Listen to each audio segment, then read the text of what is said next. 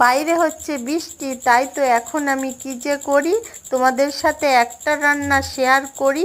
সহজে রান্নাটি শেয়ার করছি। ভাইয়ের ঘের থেকে এনেছিল গলদা আর বাগদা চিংড়ি মাছ মেরে, একদম টাটকা বাগদা চিংড়ি মাছগুলো একটু ছোট ছোট হলেও খোসা ফেলে ভালো করে কেটে ধুয়ে সহজে রান্নাটা তোমাদের আমি শেয়ার করছি। যেহেতু রান্নাটা আমি বসিয়ে দিয়েছি, কড়াইতে দিয়েছিলাম সরষের তেল আর দিয়েছিলাম পেঁয়াজ রসুন আদা বাটা দিয়ে ভালো করে কষিয়ে চিংড়ি মাছগুলো লাল করে নিয়েছিলাম, নিয়ে কড়াইতে রেখে দিয়েছিলাম।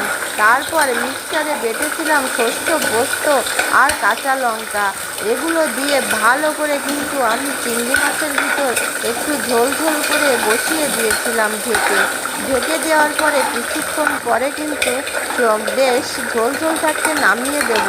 যেহেতু চিংড়ি মাছের মালাইকারি একটু ঝোল না হলে টেস্ট বোঝাই যাবে না।